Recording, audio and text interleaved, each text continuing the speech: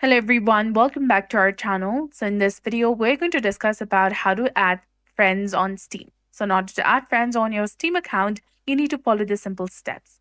In the top of the screen, you'll see different options such as Steam, View, Friends, Games, and Help. Go ahead, tap on the Friends option. This will take you to the Friends page. You need to tap on View Friend List, maximize the window, and you'll see the list of the friends over here.